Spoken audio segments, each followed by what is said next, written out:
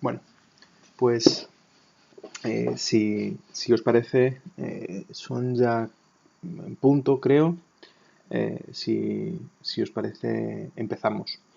Bueno, como siempre, hacemos un poquito de paso atrás.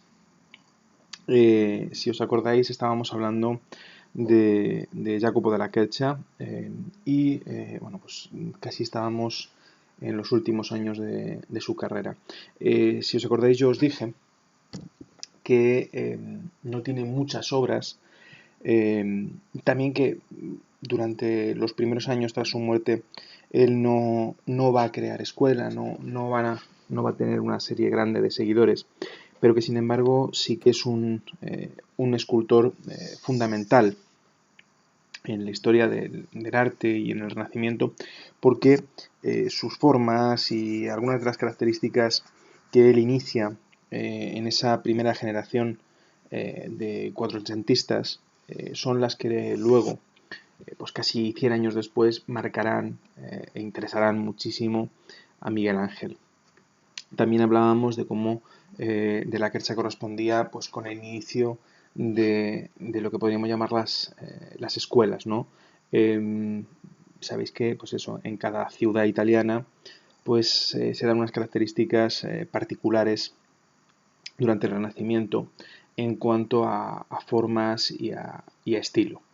Bueno, realmente él decíamos que iba a trabajar sobre todo en Siena, en la zona sienesa, que es de donde él proviene, pero también en Luca y, como veíamos al final el otro día, una de sus principales obras se va a situar en Bolonia. Y aquí es donde nos habíamos quedado. Si os acordáis, decíamos que se le había encargado a De la Quercia los relieves para decorar la fachada de San Petronio. Antón Galeazzo Bentivoglio le había encargado una serie de relieves para decorar las tres puertas principales de la Basílica de San Petronio en 1425. Dentro de esas tres puertas, él solo va a realizar una durante los últimos 13 años de su vida.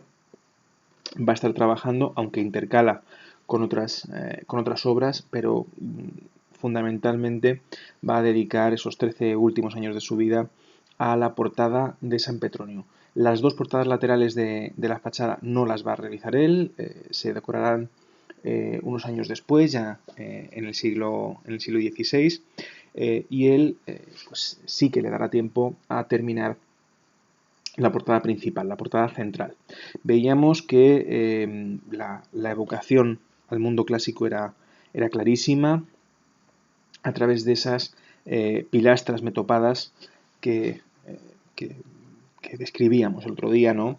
Con una serie de escenas del Antiguo Testamento, fundamentalmente del Génesis, ¿no? La creación, ¿os acordáis que veíamos la creación de Adán, la creación de Eva, la tentación de Eva, la expulsión del paraíso?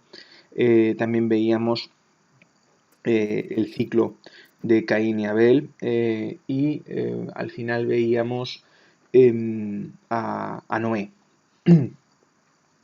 Tanto el arca como la embriaguez de Noé. Eso se situaba en las dos pilastras que flanquean la portada principal. Y creo que nos habíamos quedado aquí.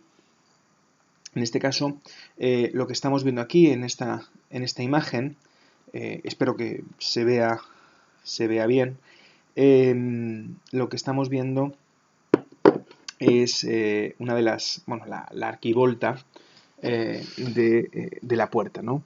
Una arquivolta de arco de medio punto, que en este caso también con estos relieves, veis que unos relieves bastante expresivos y con gran movimiento, sobre todo ese movimiento, no sé si veis el cursor, ese movimiento lo vemos sobre todo en las filacterias que se colocan junto a los personajes, ¿no? Que parecen estar casi flotando con un teórico viento, ¿no?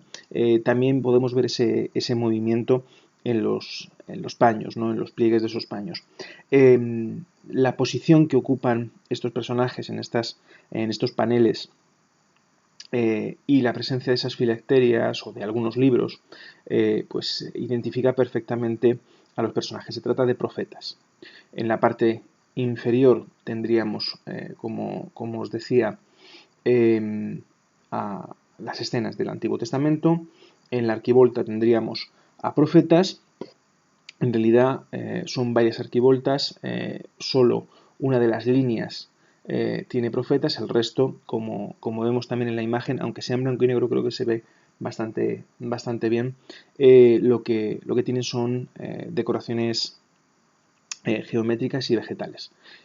También con una evocación clara al mundo clásico, al mundo antiguo. Si os dais cuenta, por ejemplo, en toda esta decoración vegetal, pues nos recuerda a los relieves romanos, ¿no? Igual que esas pequeñas ramas de laurel que se sitúan entre cada una de las pilastras. Bien, como decía, Antiguo Testamento en las pilastras, elementos vegetales, geométricos y profetas en las arquivoltas. Nos quedaría en el centro se sitúa San Ambrosio, San Petronio y una Madonna con niño, y en el dintel se sitúan estas escenas. Si en las pilastras teníamos Antiguo Testamento, en el dintel tenemos Nuevo Testamento. Si os dais cuenta, yo el otro día os citaba una de las características de los relieves de San Petronio, de los relieves del Antiguo Testamento de San Petronio, era que tenía unas composiciones muy sencillas. Generalmente, en esos relieves que vimos otro día, aparecían los personajes mínimos, indispensables, ¿no? 2, 3 personajes. En este caso veis que la escena se hace más compleja. También llama la atención como más sencillez en el Antiguo Testamento y escenas con una composición muchísimo más, más desarrollada en el Nuevo Testamento. En este caso se trata de una natividad, veis, una natividad que ocupa, pues en este caso sí, todo el panel, dejando muy poco espacio vacío, pero que sin embargo está compuesta de una manera bastante clara. Aquí nos habla ya, este panel nos habla ya de cómo de la Quetzalcoatl en estos últimos años de su vida, aunque él nunca trabajó la escultura de modo pictórico como harían Ghiberti, por ejemplo, o como harían Donatello, pero sí que esta escena y sus escenas aledañas sí que nos recuerdan ya al modo de componer pictórico, ¿no? Si os dais cuenta, tenemos una composición en V. Fijaos cómo, en este caso, la Sagrada Familia con esta Virgen que está retratada. A ver. Esta Virgen que está recostada aquí y San José crean una especie de V, dejando no ese espacio abierto, no ese espacio vacío, porque sí que tenemos al buey y a la mula y al niño en diagonal, pero sí que parece que la parte central queda más desahogada, ¿no?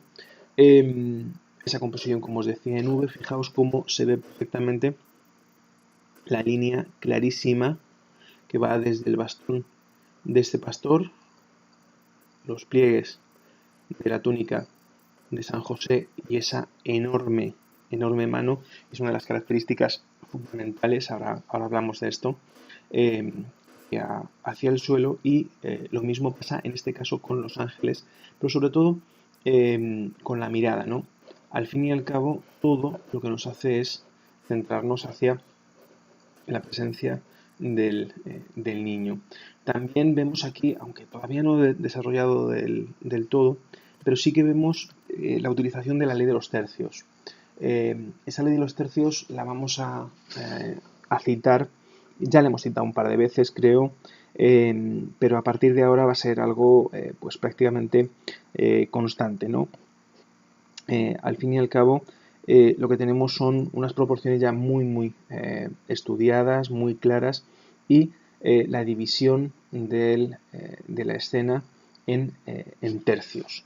De modo que, bueno, pues más o menos correspondiente con los tercios, nos sitúan en las líneas de esos tercios a los personajes principales. Se ve muy claro aquí y aquí, ¿no? En cuanto a las manos, una de las características de la Quercha era la monumentalidad en las figuras. Figuras un tanto voluminosas, pesadas, fuertes. Y esa fortaleza en las figuras se nota sobre todo en las extremidades, en pies y manos. Fijaos esas manos cruzadas de San José, por ejemplo, esa mano abierta sobre el pecho de San José, que si os dais cuenta es mayor que la cabeza.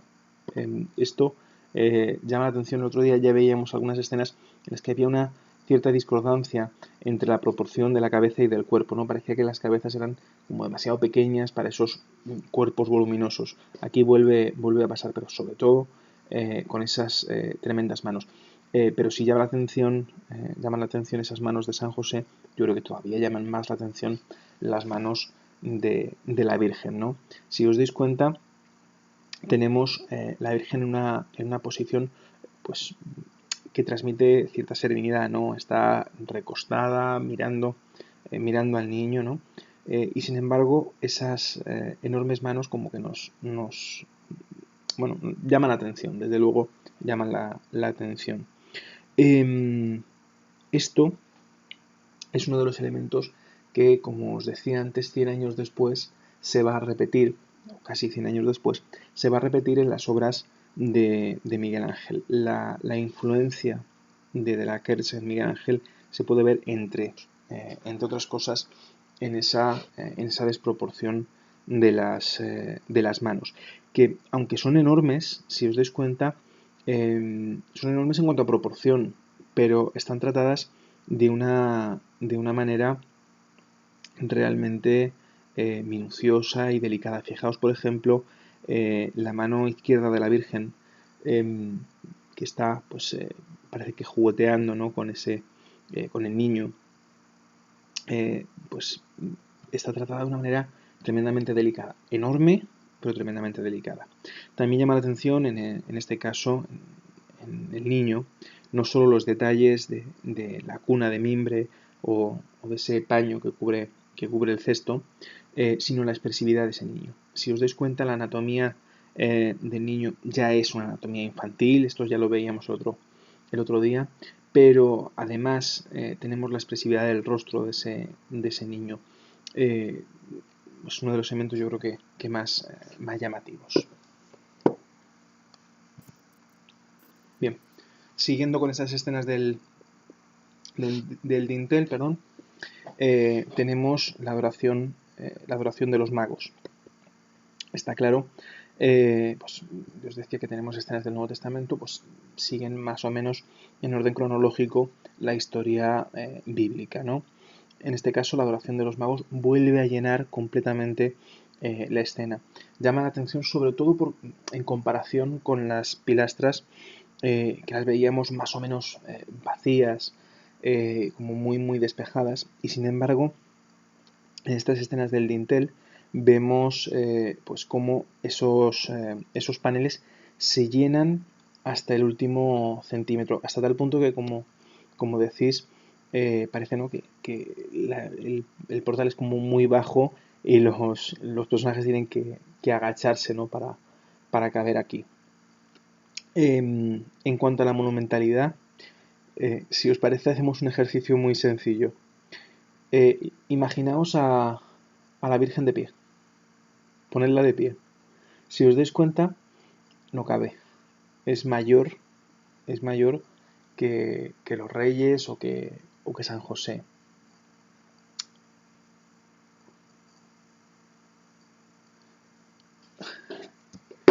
Sí, bueno, más que los reyes tendrían que ser más pequeños para caber ahí, todo tendría que ser más pequeño, ¿no? Están apelotonados, ¿no? En ese espacio que tienen. Y ya digo, si os imagináis a la Virgen de pie, eh, realmente le saca una cabeza al resto de personajes. Esto, claro, mm, no cuadra en principio con el realismo que se está buscando en el Renacimiento. Pero hay que tener en cuenta pues que todavía estamos al principio del Renacimiento y todavía hay mucho de herencia medieval.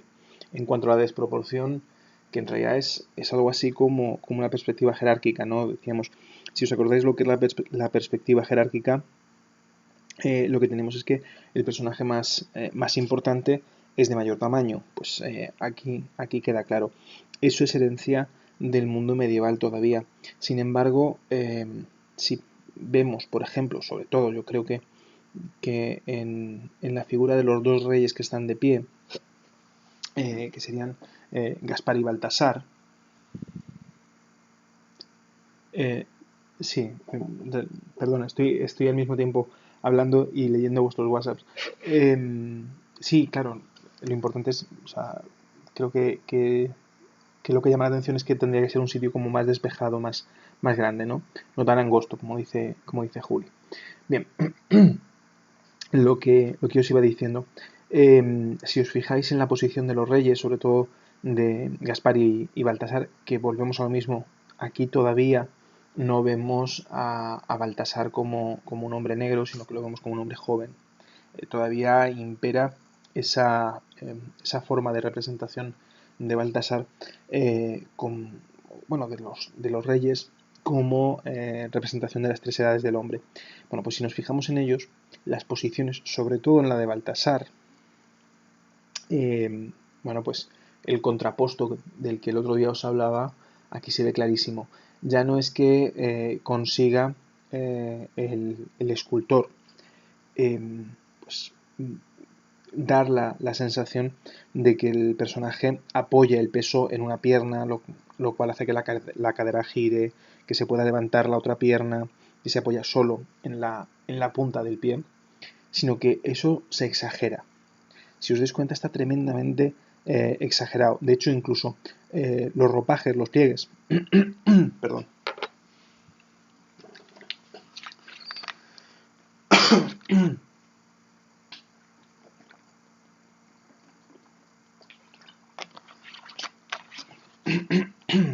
perdón, bien, lo que os decía, esos ropajes están acentuando más aún esa curva praxiteliana, esa S que forma el cuerpo.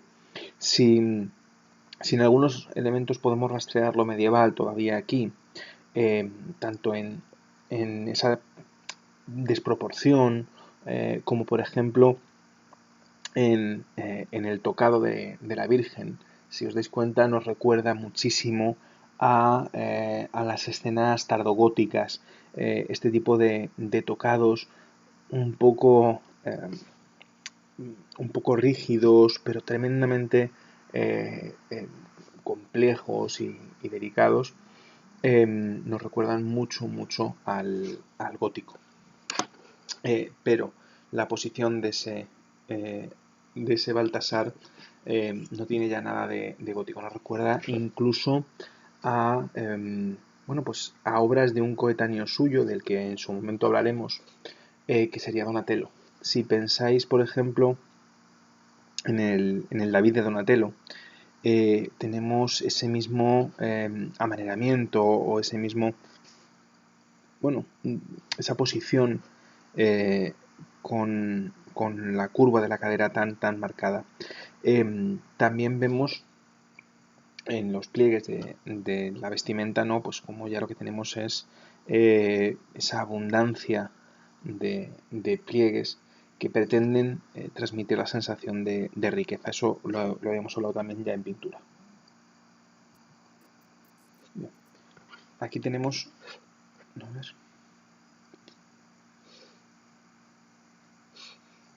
¿qué decís?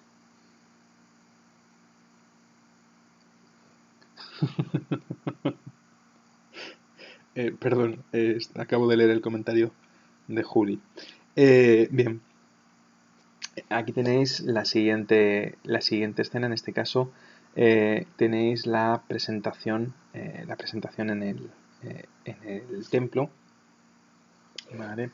Fijaos la arquitectura que se coloca aquí de fondo y cómo de nuevo en esta composición pictórica pues lo que vemos es la búsqueda de la simetría, ¿no? En el centro, ligeramente a ladeado hacia la izquierda al personaje principal, al niño, y creando casi casi como dos pares de paréntesis, eh, tenemos a los otros cuatro personajes. Y de fondo una arquitectura que en este caso ya sí que es una evocación clarísima del mundo clásico. Bueno, esta escena yo creo que no hace falta ni siquiera describirla, ¿no? Es la matanza de los inocentes.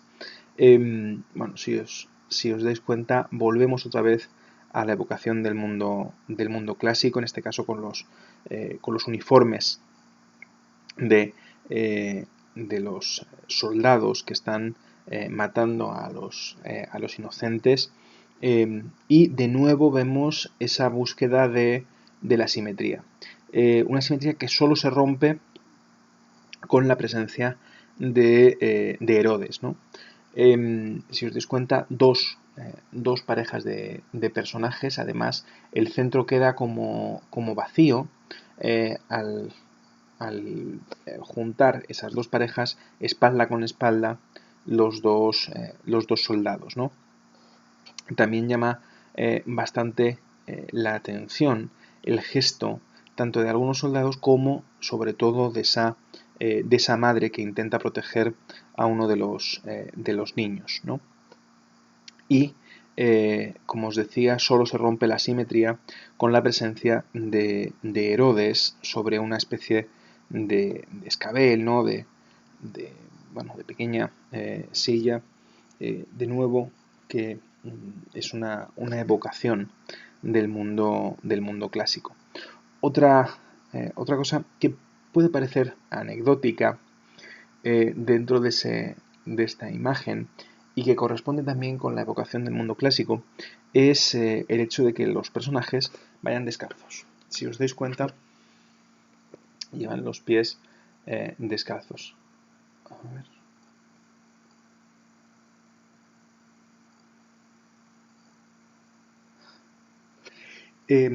Sí, dice Juli que sí es para dar sensación de movimiento, ese contraposto, ese movimiento de cadera, sí, sí.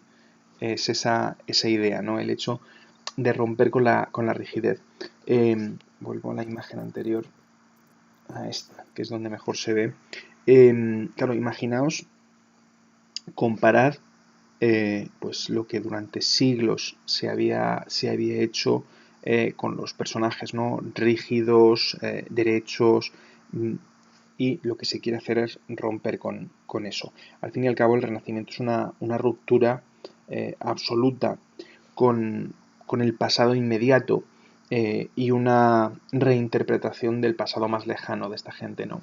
Esa vuelta a la antigüedad clásica es al fin y al cabo el rechazo de los siglos que habían precedido a estos nuevos artistas. Bien. Vuelvo otra vez a insistir en la influencia que de la Quercha va a tener en Miguel Ángel. Estos soldados, por ejemplo, pues van a tener mucho que ver con algunas de las obras que después hará Miguel Ángel. Fijaos también la expresividad que yo os avisaba, ¿no? Esa mujer intentando proteger a su hijo.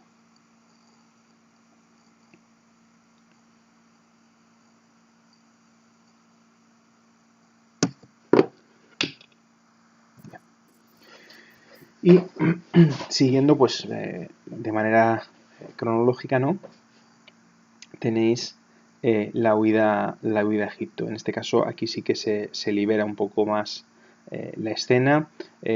También se intenta situar, claro, en el fondo, pues vemos campo abierto, ¿no? Esas montañas o o ese árbol.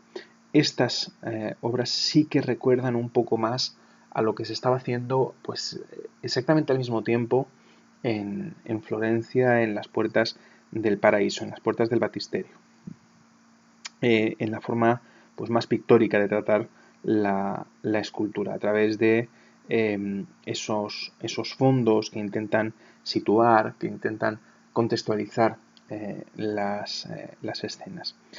Vuelvo a insistir en estos pliegues un tanto irreales todavía, no como demasiado exagerados, y un tanto acartonados, pero como cada vez más se busca la realidad. Fijaos, por ejemplo, en la posición de San José, que intenta aumentar la sensación de tres dimensiones. Tened en cuenta que esto es un relieve, pero aún así, la posición de los pies de San José en esa especie de diagonal crean la sensación, pues eso, de profundidad y de movimiento, de avance. Si os dais cuenta, el burro sobre el que van montados la Virgen y el niño, pues levanta las dos patas de, bueno, del fondo, es decir, de su izquierda, para dar la sensación de avance, lo mismo que está haciendo el perro que les sigue. Yo os decía que durante los últimos 13 años él va a trabajar fundamentalmente en la fachada de San Petronio, pero no solo en esa fachada de San Petronio. Al mismo tiempo va a ir realizando otras obras, además ya muy llamativas. Una de las más llamativas, desde luego, va a ser San Juan Bautista. Se encuentra en el Museo del Duomo de Siena. Veis que él prácticamente trabaja pues en ese entorno sienés. Se trata de una talla policromada. Conserva parte de la policromía original, pero prácticamente todo lo que estamos viendo ahora mismo en cuanto a color e incluso a parte de las texturas corresponde con una restauración que se va a hacer en el siglo XVII. Eso hace que, bueno, pues que tenga un aspecto más moderno de lo que era originalmente. Pero si os dais cuenta, vemos las características pues básicas que hemos ido avisando y que han ido configurándose también a lo largo de la carrera de la Quercha.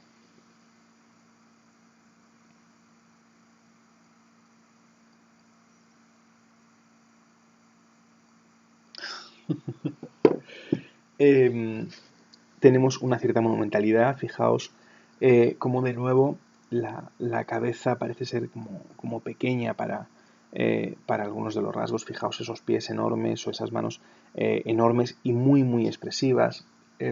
Muy expresivas. Vuelvo a insistir con esto, igual que veíamos en la imagen de la Virgen que hemos visto antes, ¿no? No hay que confundir el tamaño de la mano, que es grande, con la delicadeza con la que está tratada. Fijaos la posición de los dedos de esas dos manos que transmiten pues también cierta viveza y están trabajadas de un modo completamente delicado. Y casi terminando, llegamos a una de sus obras más populares. En este caso se trata de un monumento funerario, bueno, pues realmente fundamental para la historia del arte. Y es el monumento, bueno, la tumba de Antón Galeazzo Bentivoglio. Es el mismo hombre que había encargado la decoración de la portada de San Petronio en Bolonia. Este sarcófago, este monumento funerario, se encuentra en la iglesia de San Giorgio Maggiore en Bolonia y lo va a realizar de la Quercia en 1438.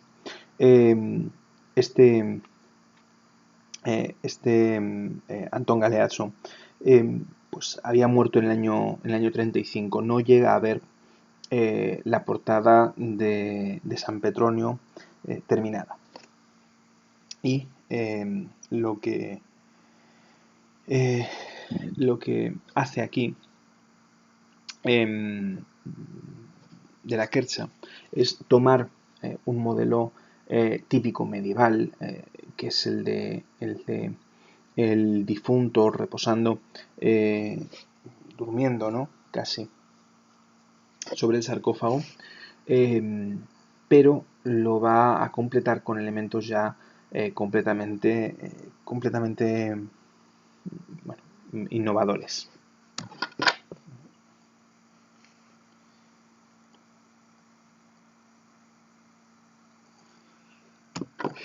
Bien,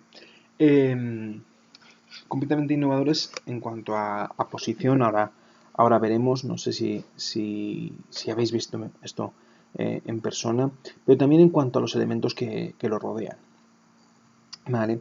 Bueno, en la parte superior hay una representación de la Virgen y de San Pedro, y flanqueando la escena hay cuatro pequeñas esculturas que representan a las virtudes. ¿Vale? Bueno, junto con esas cuatro pequeñas esculturas se representan también en dos paneles una serie de personajes que se encuentran leyendo, y ahora lo vemos de cerca, y que representan en parte o corresponden en parte con los retratos de familiares de Antón Galeazzo. Bueno, aunque sea en blanco y negro, creo que se ven mejor los detalles. Y aquí lo vemos. Aquí se ve completo. Si os dais cuenta, se encuentra elevado sobre la nave, ¿no?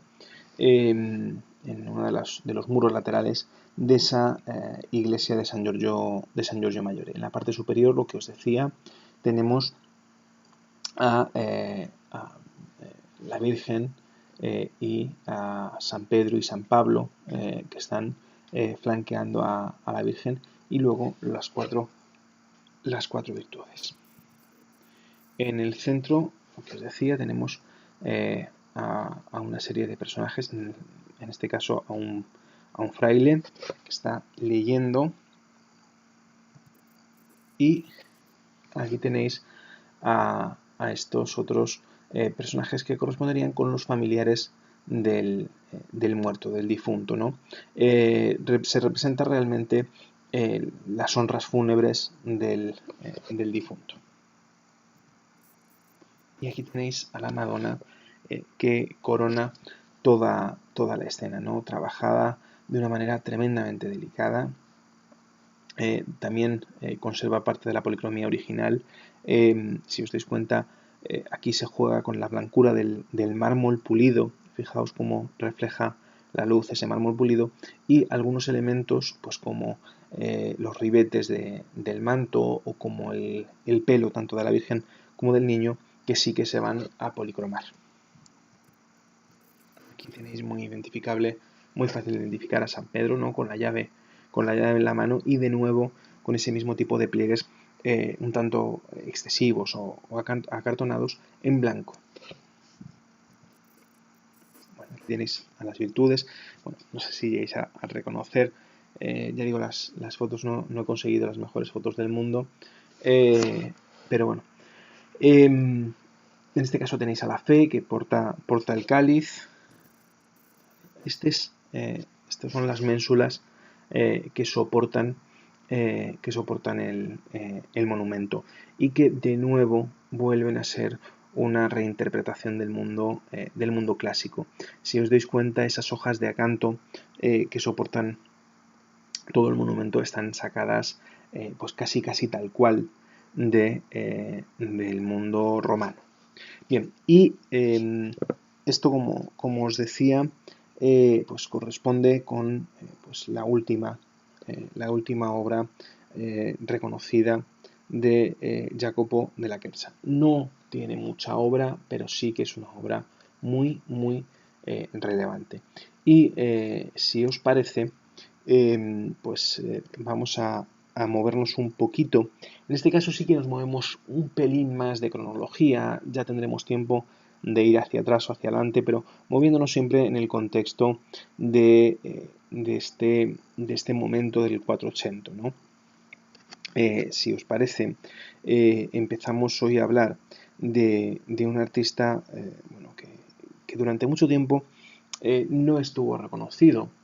Durante mucho tiempo pasó inadvertido como uno de los pintores, como un pintor más dentro de a medio camino entre la segunda y la tercera generación de cuatrochentistas, pero que a partir del siglo XIX sí que va a ser muchísimo más conocido. A finales del siglo XIX se reivindica su figura y a día de hoy es uno de los pintores más conocidos, hasta tal punto que seguro que hemos tenido todos en el bolsillo monedas con imagen suya. Este hombre, Alessandro Di Mariano Di Vanni Filippelli. No sé si lo conocéis. Bueno, sí lo conocéis, pero quizá no lo identificáis. Ya que estamos, os doy 15 segundos a ver si alguien por WhatsApp me identifica a este señor, y no vale buscarlo. ¿Os suena?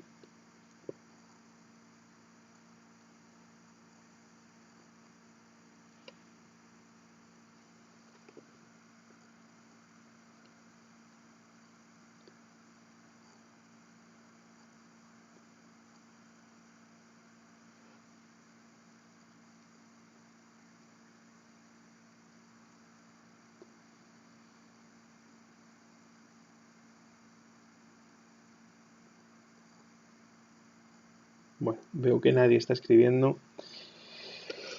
Pues, como digo, sí que lo conocéis. Lo que pasa es que este hombre que crea el canon cuatrocentista es más conocido por su diminutivo y su mote.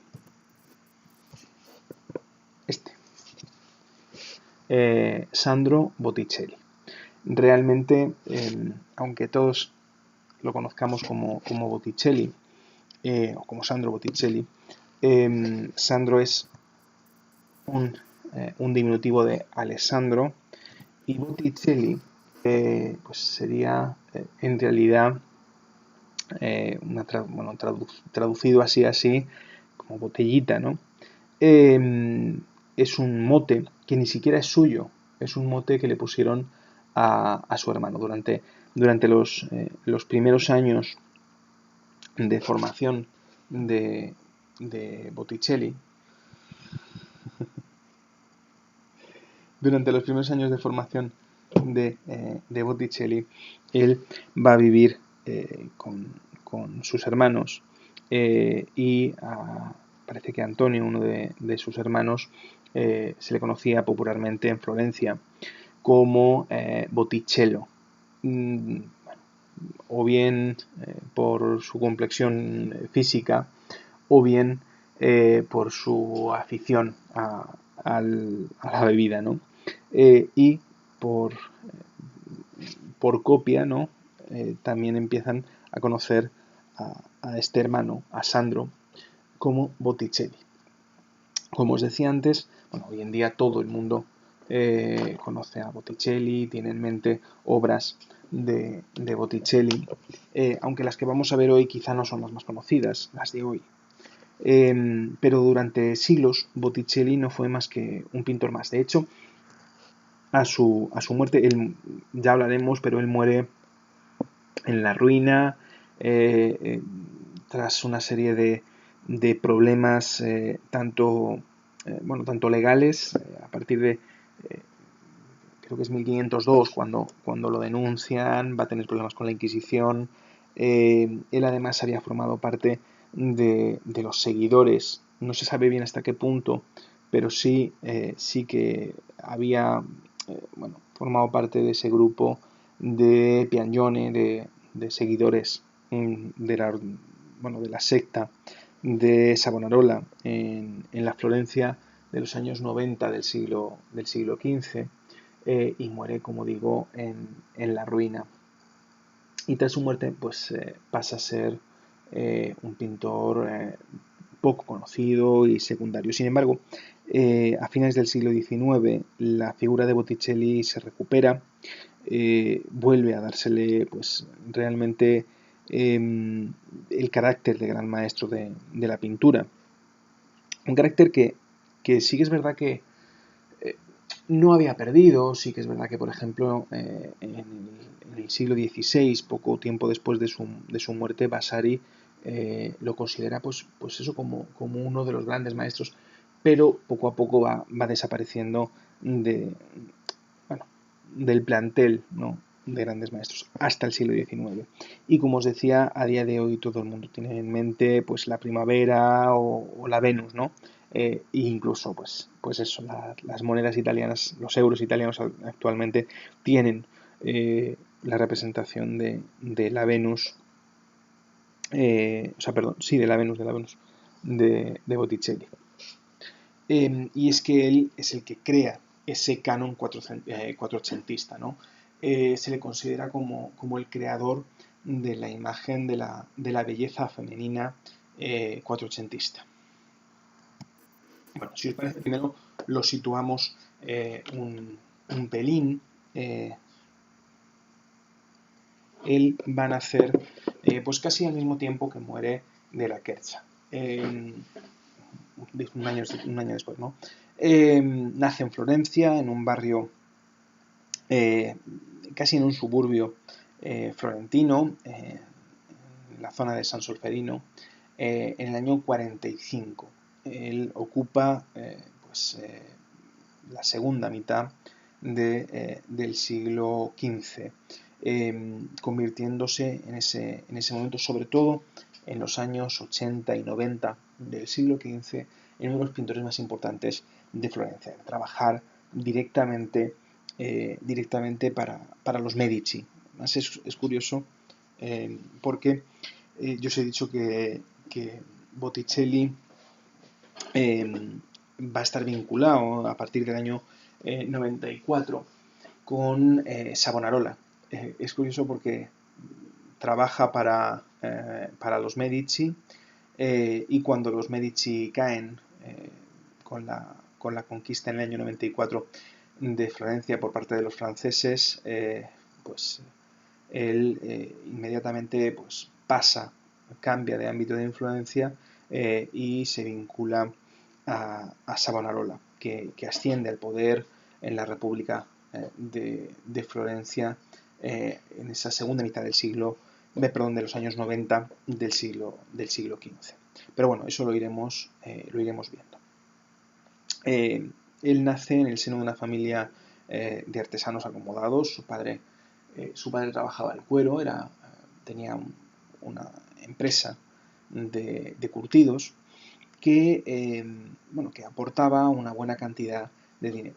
De hecho, su posición económica era pues bastante buena. Eso hace que Botticelli tenga una formación cultural muy profunda, mucho más que la de otros pintores de la época. Tened en cuenta que, por norma general, los pintores a partir de los 7, 8 años pasaban a trabajar para un taller, y toda su formación era esa, era como artesanos dentro de un taller. Sin embargo, Botticelli, gracias a la posición económica pues, relativamente acomodada de su familia, tiene una formación previa. De hecho, él bueno, pues va a entrar a formar parte de un taller muy tarde, muy tarde. Entra a trabajar con 14 años, pues ya digo, unos 6, 7 años después de lo habitual. Además, parece ser que en ese momento, antes de entrar a trabajar como pintor, ahora veremos en dónde, él, su primera formación había sido la de orfebre. ¿Vale? Claro está, aunque yo diga que tienen una posición económica acomodada, no tiene nada que ver con una posición social importante. Son artesanos, su familia es una familia de artesanos y dentro de ese ámbito artesanal es donde van a formarse. Pero, como digo, él se forma como orfebre. Quizá esa primera formación como orfebre influya en la obra y en el estilo de Botticelli, un estilo muy minucioso, muy detallista, tiende al preciosismo en sus obras, lo veremos pues en los tocados, en los velos o en el Millefiori, que puebla muchas de sus obras de madurez, ¿no? Que puebla los suelos de sus obras de madurez. También quizá esa formación como orfebre hace que Botticelli sea fundamentalmente un dibujante, la línea como elemento principal. Antes yo os decía las diferencias, o citaba esas diferencias de escuela que va a tener la Italia del siglo XV y XVI en cuanto a las distintas ciudades, ¿no? Bueno, pues Florencia es una ciudad en la que predomina la línea. Siempre se ponen eh, bueno, como contrapunto la línea en Florencia y el color en Venecia. Bueno, pues esa importancia de la línea empieza a surgir sobre todo, fundamentalmente, con Botticelli.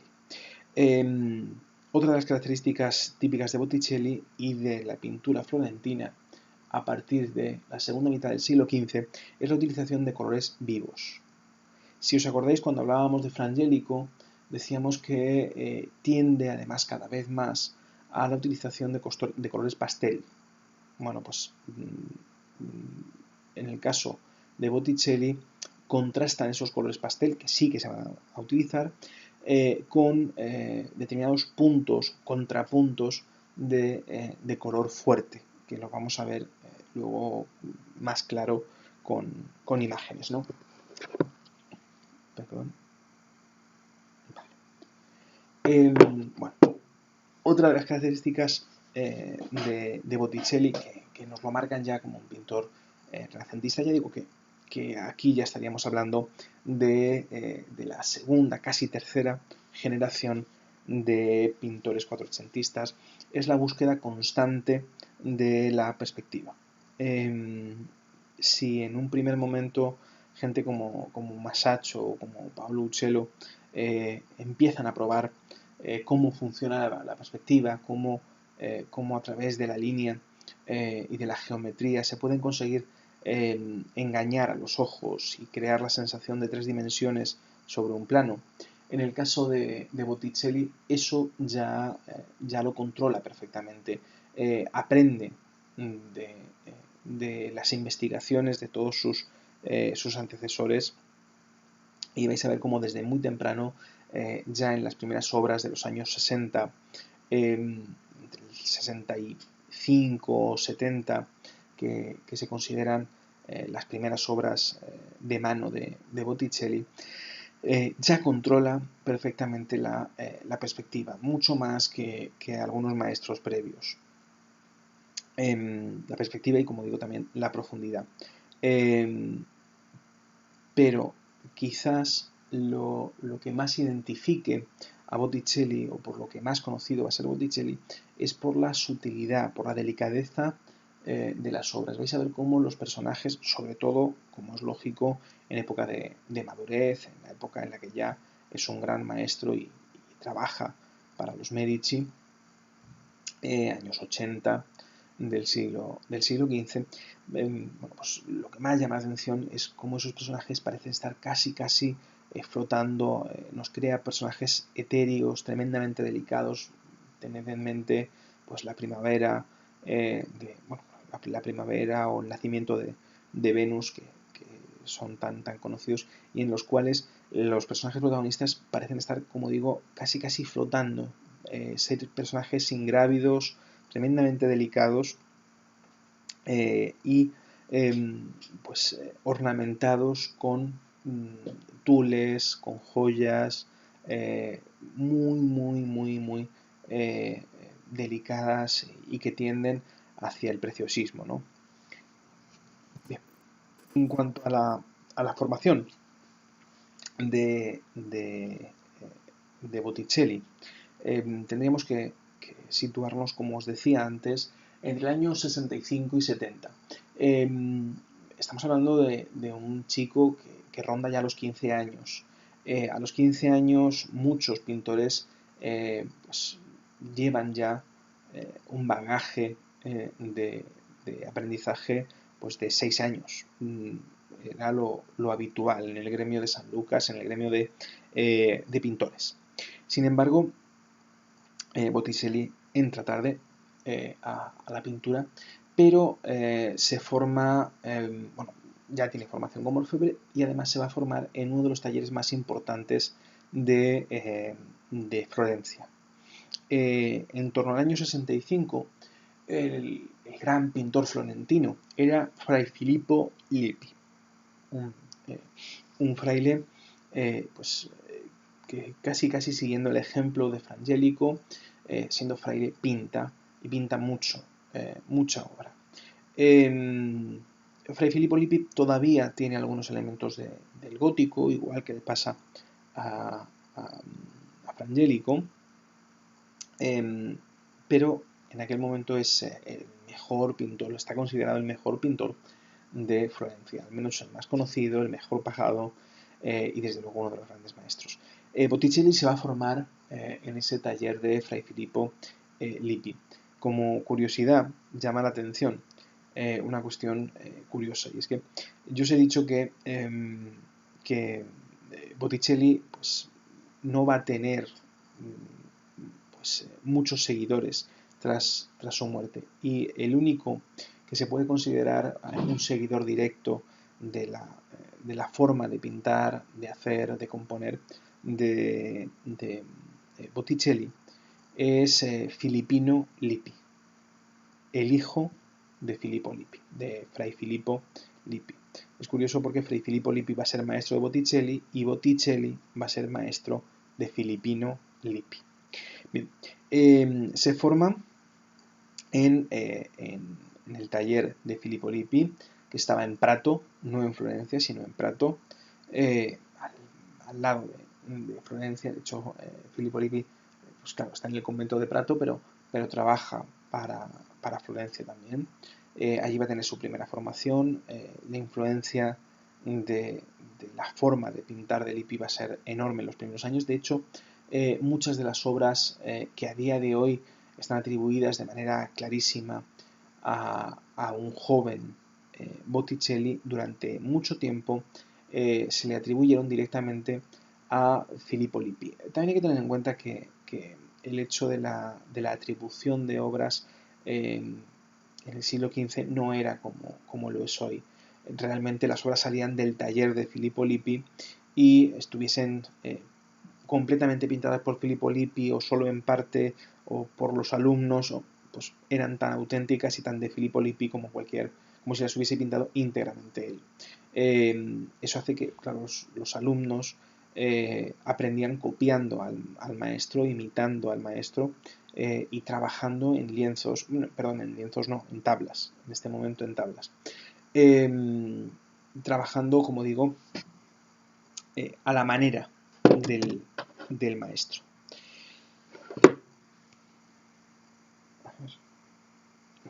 Bien, durante esos primeros años van a destacar sobre todo la serie de Madonas. Vais a ver, bueno, de hecho hoy vamos a ver unas cuantas Madonas, vírgenes con niño, pero vais a ver que tiene unas características ya desde el primer momento distintivas, muy fáciles de identificar con Botticelli. Él es el que crea el canon, como os he dicho, de belleza, lo crea en gran medida en base a estas imágenes de la Virgen, pero también es el que crea una tipología de Madonas muy concretas y, como digo, muy fáciles de diferenciar, ¿no? Ahora veremos con imágenes. Durante estos primeros años, a las órdenes de Filippo Lippi, va a pintar fundamentalmente temas religiosos. Es casi exclusivo. Tiene ya en los últimos momentos de formación algunos retratos nobiliarios, pero prácticamente todo lo que hace es religioso. Por cierto, tras unos primeros años de formación en el taller de Prato, en el taller de Filippo Lippi, de Fray Filippo Lippi, él vuelve a Florencia y allí entra en contacto con Andrea Verrocchio, que va a ser la otra gran influencia en estos años de juventud de Botticelli. Bueno, junto con estos dos pintores, Lippi y Verrocchio, también hay que tener en cuenta la influencia que la escultura va a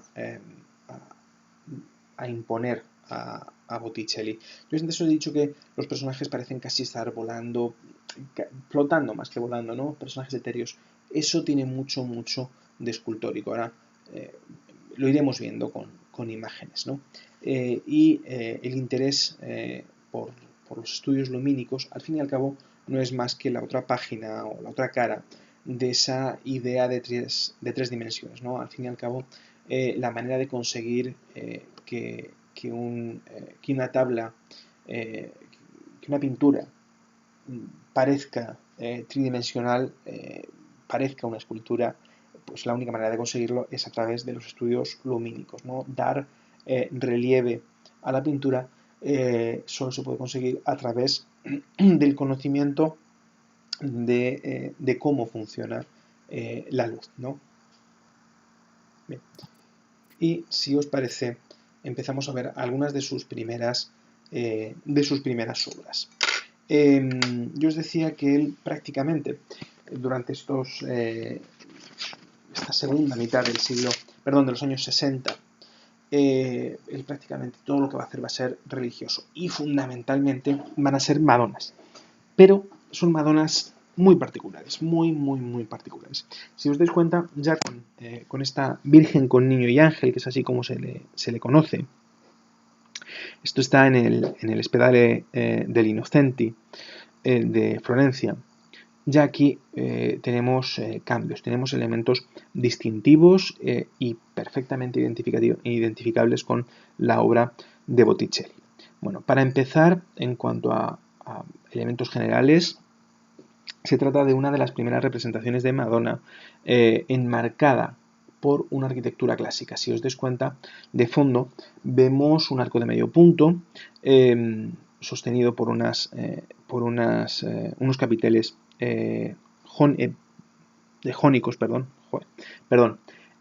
jónicos, pero además esa idea de arquitectura clásica va un paso más allá, porque si os dais cuenta, intenta representar las distintas texturas de distintos mármoles antiguos. Tendríamos, por ejemplo, las columnas que sostienen ese arco, las que están decoradas con esos capiteles, representan o intentan representar un mármol verde, un mármol serpentino, típicamente romano. Y en la parte superior, lo que serían las enjutas del arco, esos dos triángulos de la parte superior, de nuevo intentan imitar la imagen del pórfido, ese tipo de mármol rojo, carísimo, que se utilizó en época imperial romana, sobre todo en época tardoimperial romana. Pero ya digo, es un tipo de piedra muy duro y difícil de conseguir, ¿no? Bueno, pues ahí tenemos esa vinculación con el mundo clásico. Hasta ahora sí habíamos visto Madonas, pero bueno, de hecho con Fra Angelico vimos muchas Madonas, Pero esta idea de la arquitectura clásica, la arquitectura romana de fondo es nueva. Otro elemento nuevo y distintivo es la posición de la Virgen en 3/4. No es la primera vez que se hace, pero se impone a partir de este momento. No tenemos a la Virgen de frente, sino que tenemos en 3/4, ligeramente, no en perfil, pero casi en perfil. De hecho, si os dais cuenta, aunque el cuerpo está en 3/4, el rostro está prácticamente en un perfil casi monetal, ¿no? También tenemos la presencia de ese ángel en la parte inferior, que si os dais cuenta los rasgos sí que son absolutamente identificables con Botticelli, ¿no? Esa nariz clásica, ese arco de las cejas tan redondeado y que se repite también en la imagen de la Virgen, ¿no? Pero bueno, esa presencia del ángel con el nimbo en 3 dimensiones. Si os dais cuenta, los 3 personajes tienen ese nimbo, pues como si fuese casi un plato, ¿no? Sobrevolando la cabeza. El de Jesús con la cruz roja inscrita dentro del nimbo. Otro de los elementos llamativos de las Madonas de Botticelli es el hecho de que aunque tienen contacto con el niño, veis que está sujetándolo, además de una manera lógica, ¿no? Tanto el ángel como la Virgen sostienen al niño. Tiene peso el niño, no sé si me estoy explicando. Pero aunque hay ese contacto físico, fijaos en el rostro de la Virgen.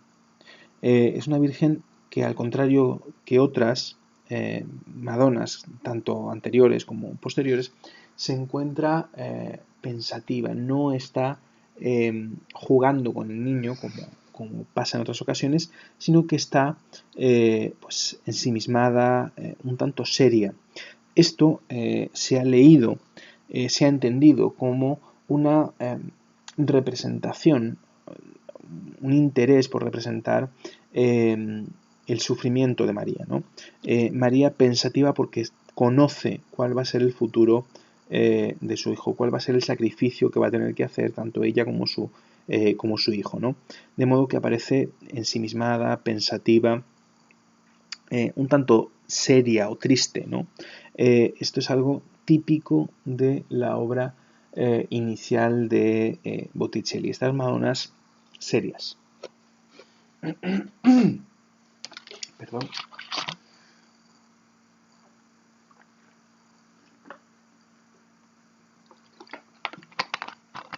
Bien. Se trata de una tabla de medio formato, tiene 87 por 60 centímetros, 87 centímetros de altura y 60 de ancho, que se le encargó para decorar directamente ya en el año 65. Bueno, realmente se ha datado entre el 65 y el 67, pero el encargo correspondería con el 65 para decorar directamente ese Spedale del Innocenti. Esto del Spedale del Innocenti es un orfanato, el orfanato de Florencia. Un orfanato que se había hecho unos años antes y que a nivel arquitectónico también hablaremos cuando lleguemos, hablaremos de él porque lo hizo Brunelleschi, o sea que es un elemento arquitectónico fundamental en Florencia y que estaba decorado con obras de este calibre, ¿no? Es curioso porque durante mucho tiempo, al igual que otras imágenes que vamos a ver a continuación, pero durante mucho tiempo esta Virgen con el niño y ángel se le atribuyó de manera, además, casi absoluta, ¿no? Con unanimidad a Fray Filippo Lippi. Y es que la influencia de Fray Filippo Lippi en este primer Botticelli es clara. Yo antes os decía que al fin y al cabo los alumnos lo que hacían era copiar al maestro. El tocado, por ejemplo, de la Virgen es muy parecido a algunos de los que va a hacer Fray Filippo Lippi.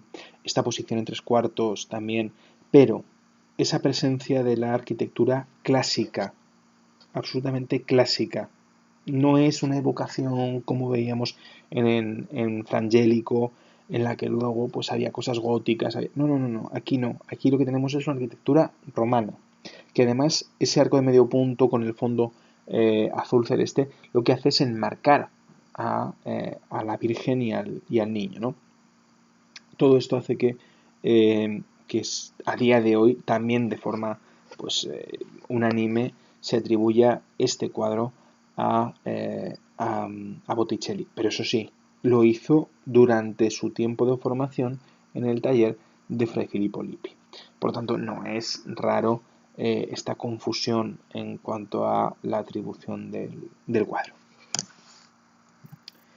Bueno, si nos acercamos un pelín, no sé si se llega a ver más o menos bien, esto sería una parte del arco. Veis cómo de nuevo se busca las tres dimensiones. Fijaos cómo el arco se prolonga hacia el fondo, creando o buscando esa posibilidad de las tres dimensiones, pero además vemos esa intención de representar, en este caso, el pórfido rojo, ¿no?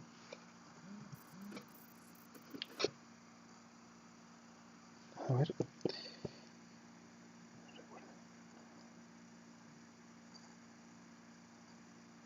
Bien.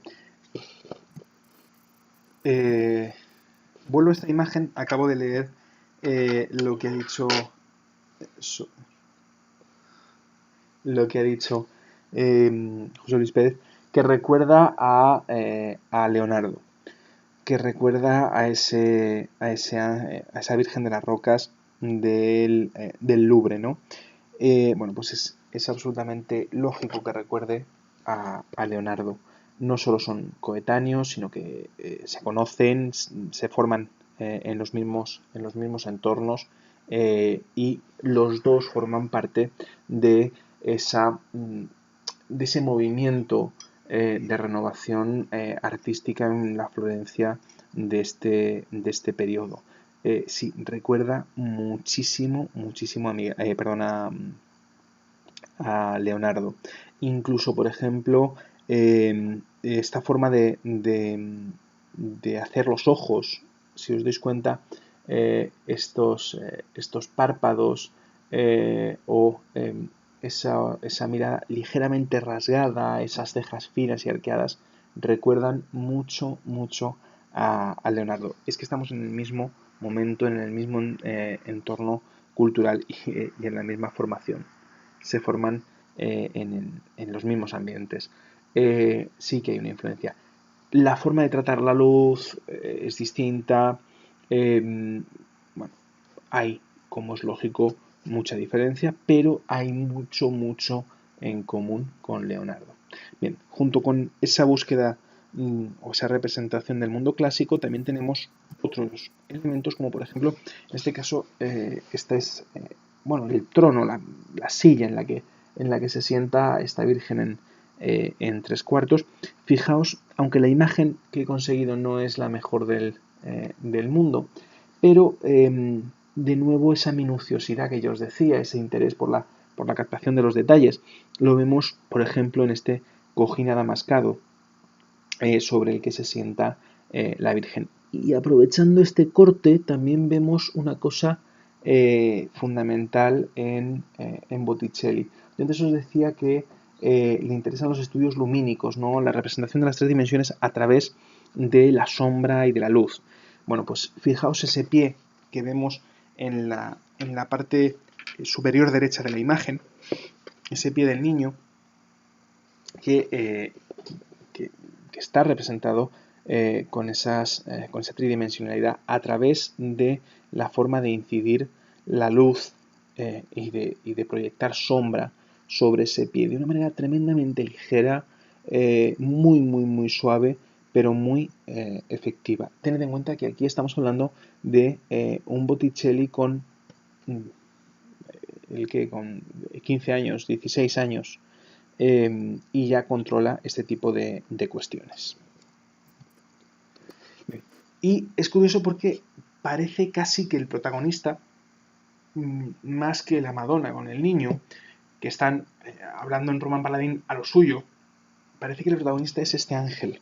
Es el único personaje que nos mira directamente y que nos hace partícipes de la escena. En la figura de este ángel vemos ya sí las características típicas de Botticelli, esa nariz recta, clásica, ese, bueno, ese arco por encima de los ojos, ¿no? Supraorbital. Eh, completamente fino, que nos recuerda muchísimo, muchísimo algunas de las escenas más famosas de Botticelli. Pero tened en cuenta que aquí estamos hablando de un Botticelli muy, muy joven. Fijaos también como curiosidad como el nimbo del niño o del ángel proyecta en sombra. No es algo etéreo, sino que esa, de nuevo, idea de las tres dimensiones que hace que se coloquen los nimbos como si fuesen, antes os decía, una especie de plato, ¿no? Sobrevolando la cabeza. Bueno, pues al proyectar sombra, de nuevo dan o aumentan la sensación de las tres dimensiones. Bien, y aquí tenemos la escena central. Fijaos cómo se recortan sobre el azul y el blanco los dos personajes principales, aunque ya digo que en realidad casi el protagonista sea el ángel. Y llama la atención uno. El niño, hemos ido viendo cómo poco a poco esas representaciones de los niños van siendo cada vez más realistas, al menos a nivel anatómico, y aquí ya se llega al culmen, ¿no? Tenemos tal cual un niño gordito, ¿no? Fijaos esas carnaciones blandas. También vemos muy muy bien en esta escena que se recorta sobre el azul celeste del cielo la importancia del dibujo. Yo en esto voy a insistir mucho porque tanto por época, estamos en el primer Renacimiento, como por ubicación o escuela, Florencia, la línea es el elemento fundamental. El dibujo es la base de todo. Cuando hablemos de la escuela veneciana vais a ver cómo se llega a prescindir del dibujo. Pero en este momento todavía va a ser fundamental y la escuela florentina se basa en el dibujo.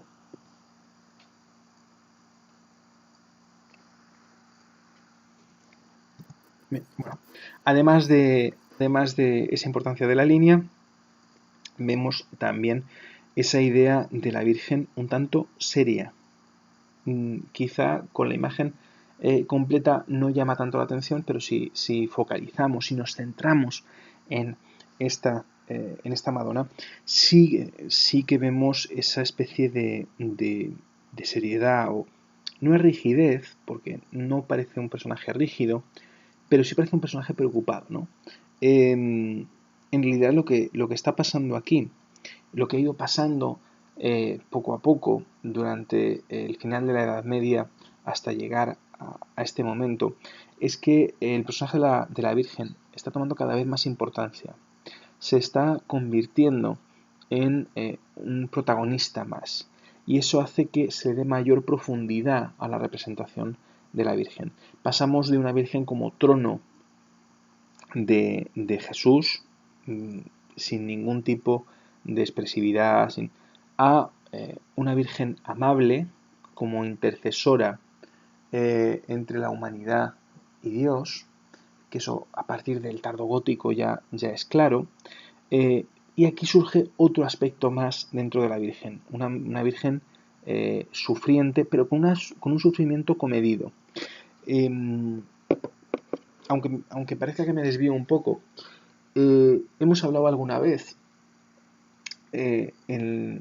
a partir del final del gótico, cómo empiezan a aparecer en las representaciones de la Virgen o en general de los personajes femeninos dentro de la historia sagrada, cuando se representa el dolor, al final del gótico, se representa como un dolor casi irracional. Pensad, por ejemplo, en el descendimiento del Prado, en el descendimiento de Van der Weyden, ¿no? Vemos en las figuras, sobre todo en las figuras femeninas, un dolor que se lleva al exceso, a lo casi casi irracional, ¿no? Tirándose del pelo, desmayándose, cubriéndose, llevando los brazos a la cabeza. Mientras que en general, cuando se representa el dolor en un hombre, hasta este momento, se representa como un dolor racional, comedido, controlado y casi casi intelectual, ¿no? Aquí Botticelli da un paso más y nos presenta el dolor de la Virgen por ese sacrificio de su hijo, no como algo irracional, sino como un dolor, insisto, intelectual o comedido. Está pensando ese dolor, está, pues eso, asumiendo ese dolor. Además, fijaos en los ojos del niño que transmiten una inocencia tremenda y en los ojos de la Virgen que transmiten pues ese dolor interiorizado. Pero bueno, seguimos avanzando. Y aquí tenemos un cuadro completamente distinto, una tabla completamente distinta. Seguimos en el ambiente de, de esa formación, de ese periodo inicial de Botticelli. Se trata de una epifanía. En este caso es una tabla, temple sobre tabla, que se sitúa a día de hoy en la National Gallery de Londres. No he conseguido imágenes de buena calidad. Espero que se vea más o menos bien. Contrasta muchísimo, ¿no?, esta Madonna que acabamos de ver con esta epifanía llena de personajes, ¿no?, abigarrada. Pero nos permite pues ir citando algunas de las características que ya hemos anunciado.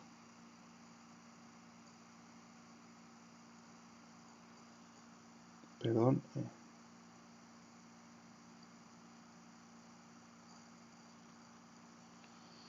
Bien, a ver.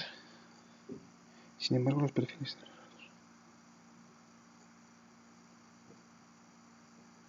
Vale. No, perdón, vuelvo aquí. Acabo de leer lo que dice José Luis Pérez. No son de distinta escuela, son escuela florentina, pero es que Leonardo, bueno, pues se sale de lo habitual, ¿vale? Rompe mucho con los estándares de su momento, pero son de la misma escuela. La línea sigue siendo fundamental, pero rompe con ello. Como diría Lelutier, pues saca los pies del recipiente Leonardo. A ver. Estábamos aquí. Perdón, estoy intentando leer.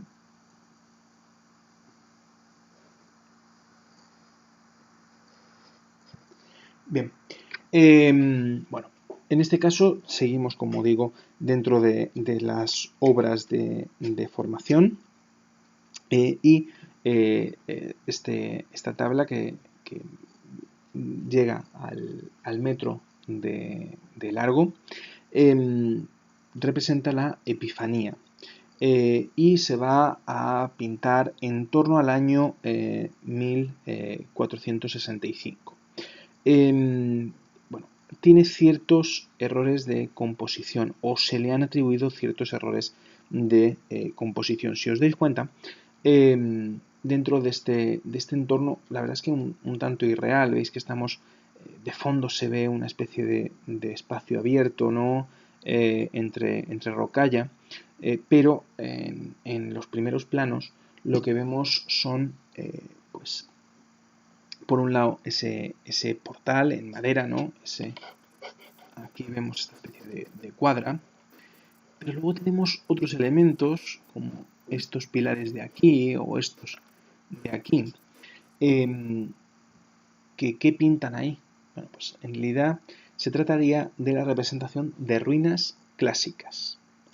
Esto tiene dos lecturas. Es habitual en la representación de Jesús, del niño, bueno, en realidad de imágenes de Jesús, tanto también de Jesús como adulto, que aparezcan ruinas romanas, ruinas paganas. Si le hacemos una lectura simbólica a esto, sería algo así como la presencia o el nacimiento de Cristo acaba con el paganismo. Esas ruinas como, pues eso, el mundo antiguo desmoronado ante la llegada de lo nuevo, ante la llegada de Jesús. El mundo pagano derruido, derribado o desmoronado ante la llegada de Jesús. Sin embargo, aquí, aunque podemos darle esa lectura, también hay que tener en cuenta que estamos en pleno Renacimiento y que bueno, pues, la presencia de elementos clásicos es continua. En cuanto a los errores de composición que yo os decía, bueno, quizá llamarle errores es demasiado, ¿no? Pero sí que hay algunos elementos que disturban un poco. Sigue la ley de los tercios, en este caso además, si os dais cuenta, las líneas verticales de esos pilares marcan los tercios. Lo tenemos aquí y aquí, 1, 2 y 3, casi tal cual. También, si os dais cuenta, prácticamente todas las cabezas de los personajes se sitúan en una línea que nos marcaría el otro tercio, y esta escena de aquí se sitúa justo en el cruce de la línea del tercio inferior con la línea del tercio vertical. Pasa lo mismo que con estos personajes. Realmente los tenemos ahí marcados, ¿no? Bien, sin embargo, lo que sí que disturba un poco es el desequilibrio en la obra. Si os dais cuenta, la parte izquierda de la obra está abigarrada de personajes, llena hasta arriba, no cabe más. De algunos solo vemos casi pues eso, la cabeza entre la muchedumbre. Sin embargo, en la parte derecha de la imagen hay un vacío. Tenemos, sí que es verdad, que en la escena principal vemos a uno de los reyes arrodillado besándole el pie a Jesús, pero el resto del espacio en este tercio en el que solo se sitúa la Sagrada Familia está vacío, está completamente vacío. Algo que llama la atención, sobre todo si tenemos en cuenta que lo que se ha buscado hasta ahora, hemos hecho además hincapié en ello, es la simetría. Es la simetría. Pues en este caso, aquí hay un cierto desequilibrio.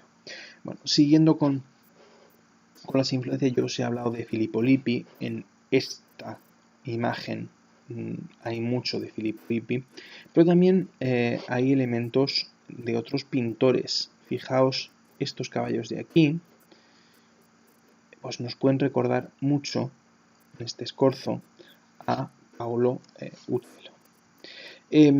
Bueno, otro de los elementos que ya hemos anunciado es la utilización de colores fuertes, de colores vivos, ¿no? Y en esta imagen yo creo que lo vemos clarísimo. Fijaos cómo en comparación, siempre creo que es más sencillo, ¿no? Hablar por comparación.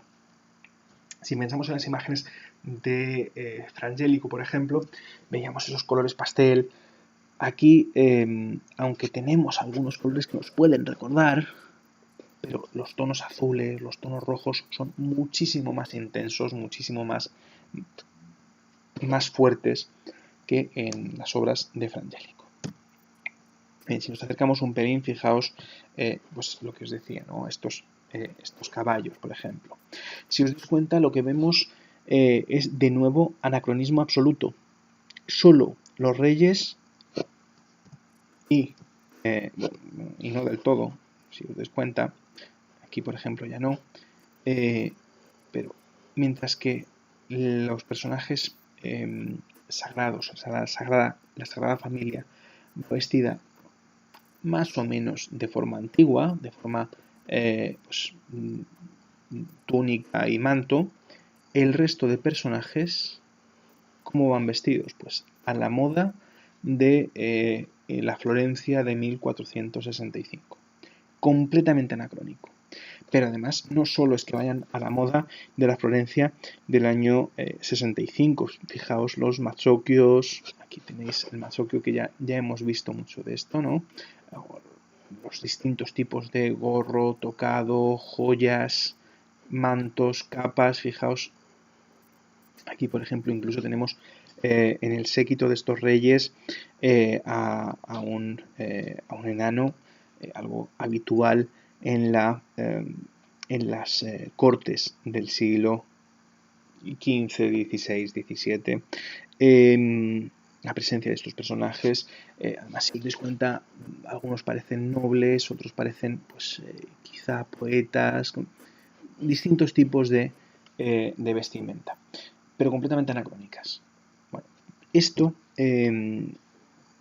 unido a que bueno, era una costumbre habitual en el momento, ha hecho pensar que en realidad, aunque se esté representando una epifanía, aunque se esté representando la adoración de los reyes, en realidad todos estos personajes son personajes reales. Aquí lo que se estaría haciendo es representar el cortejo de la Hermandad de los Reyes Magos. En la Florencia de la segunda mitad del siglo XV era muy habitual que tanto nobles como artesanos ricos perteneciesen a hermandades de laicos bajo la protección de una advocación concreta. Y esas hermandades pues tenían pues, sus fiestas, sus actos, en los que realmente lo que se hacía era mostrar la riqueza de la hermandad y de los hermanos de esa hermandad. Es, como digo, una cosa muy, muy habitual. Sí, Julio. Claro, acabo de leer lo que dice Julio. Bien, pues parece ser que aquí lo que tenemos son personajes reales, son retratos de los miembros de esa hermandad. Que no nos extrañe, en España pasaba exactamente lo mismo, era una cosa muy, muy habitual. Quizá también por eso esta cierta distancia con la Sagrada Familia, ese quedar vacío un lateral y abigarrar otro, y también el abigarramiento, al fin y al cabo, todo aquel miembro de la hermandad que paga, pues sale en el cuadro. Entonces, cuantos más salgan, mejor. Y también, cuanto más importante es el miembro de la hermandad o más paga, más cerca y más reconocible está. Aunque sea muy posterior, si os acordáis de la ronda de noche de Rembrandt, bueno, pues en realidad pasa lo mismo. Ahí todos los personajes son personajes reales que se retratan y que pertenecen a una hermandad. Pero bueno, eso es otro cantar. Bien, aquí vemos esa arquitectura que yo os decía.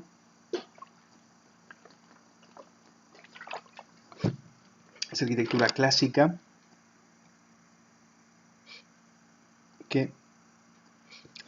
que os decía, con la naturaleza, con esas rocas de fondo y las pilastras o los pilares en primer término.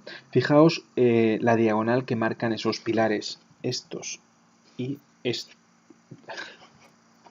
Bueno, no os lo creeréis, pero estaba señalando con las manos. Esta diagonal y esta diagonal lo que está creando es un punto de fuga, marcándonos un punto de fuga hacia este espacio abierto. Es, bueno, canónico, ¿no? Esa perspectiva.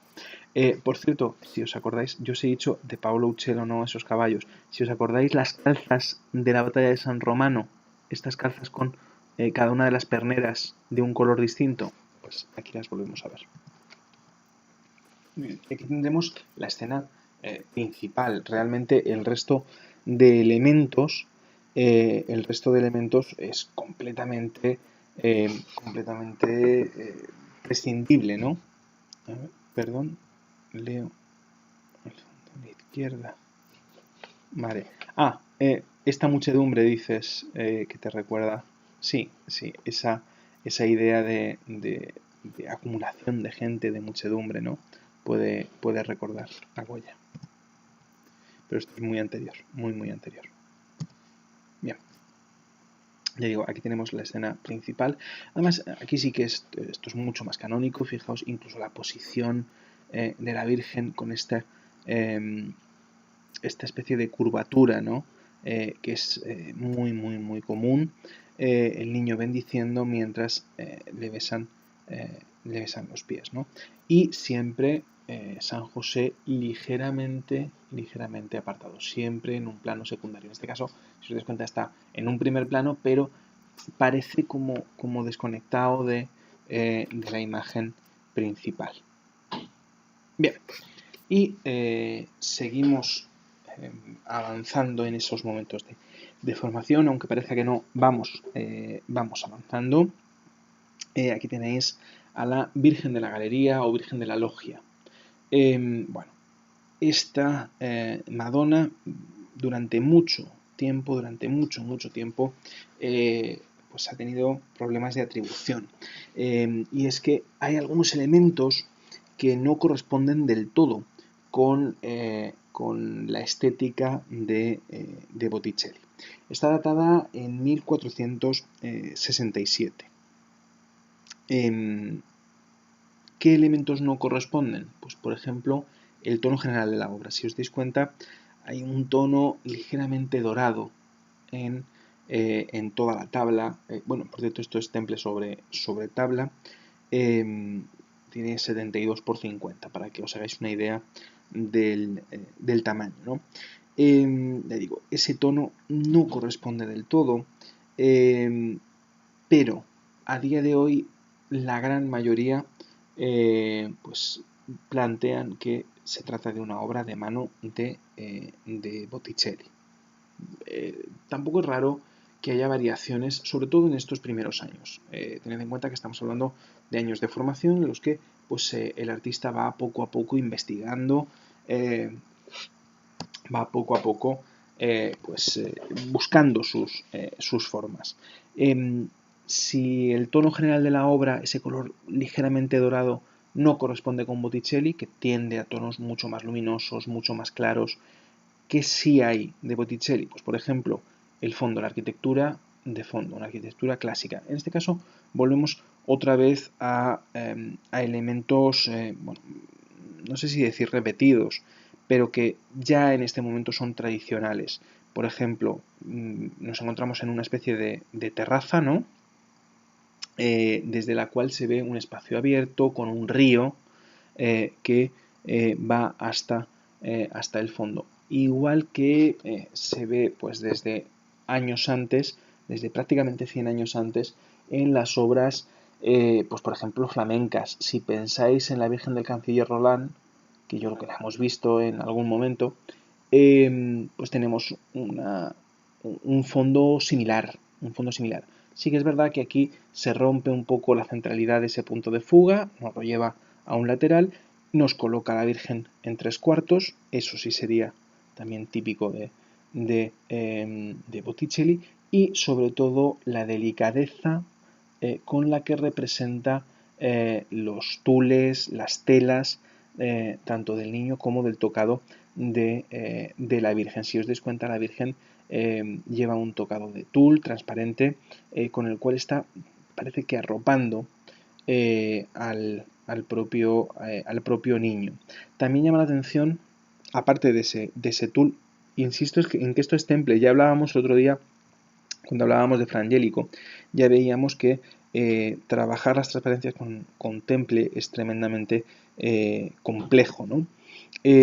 Pero aparte de eso, si os dais cuenta, el niño parece pues interactuar con la madre, está pues tocando la cara de la madre con su cara, ¿no? Rozando la cara del niño con la de la madre sostiene al niño, pero si os dais cuenta, el gesto de la Virgen es muy similar, es muy similar al que hemos visto antes, ¿no? Volvemos otra vez a una Virgen con la cabeza baja, inclinada, pensativa y ciertamente triste, ¿no?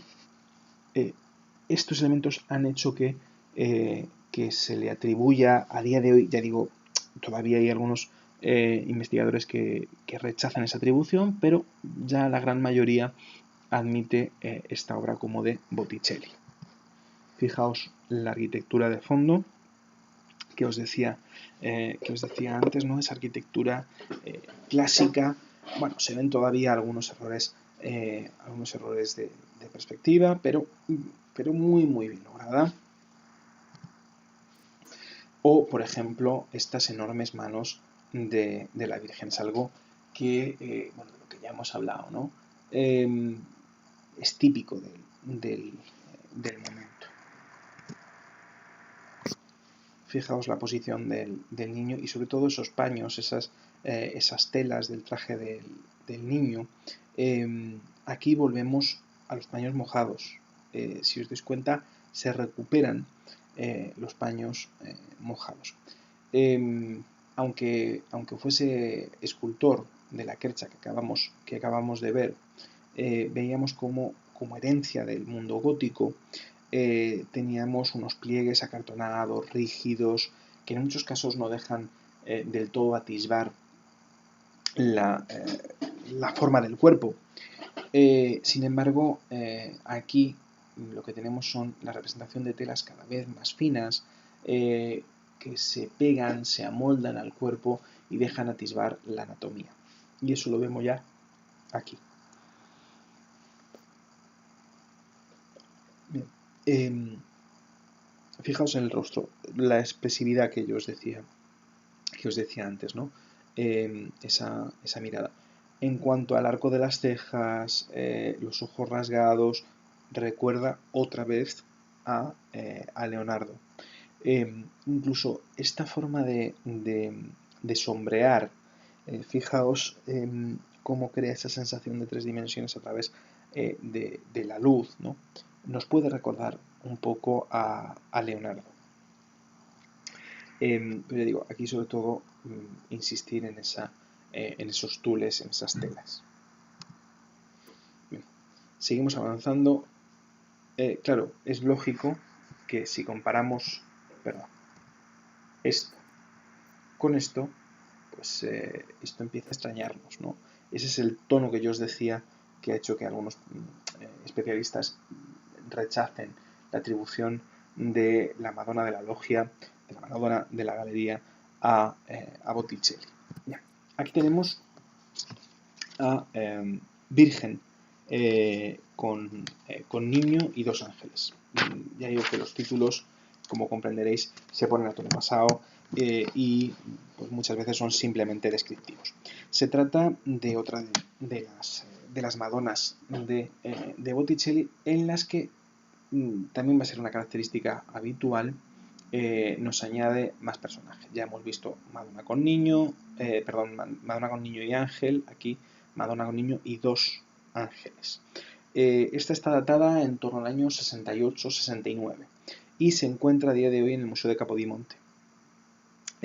También durante mucho tiempo se atribuyó esta obra a Fray Filippo Lippi, pero a día de hoy, en este caso de manera unánime, se le atribuye a Botticelli.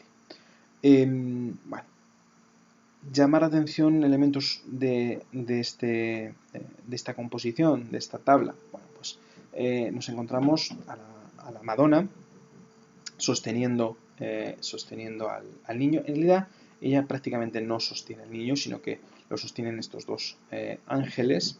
Y lo que crea es una línea, fijaos la mirada de los ángeles y del niño que va hacia la Virgen, de modo que hay una diagonal que cruza prácticamente toda la tabla, toda la composición, y otra diagonal que se cruza hacia acá. Vale, fijaos hacia acá y hacia acá. Una composición casi en aspa, ¿no?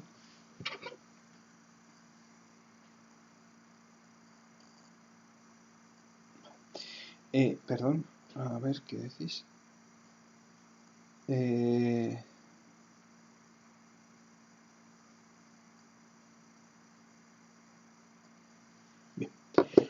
Como digo, casi en aspa. Bueno, a pesar de que se le atribuyó a Filippo Lippi, está claro que es de Botticelli. Bien, la escena se sitúa dentro de un jardín.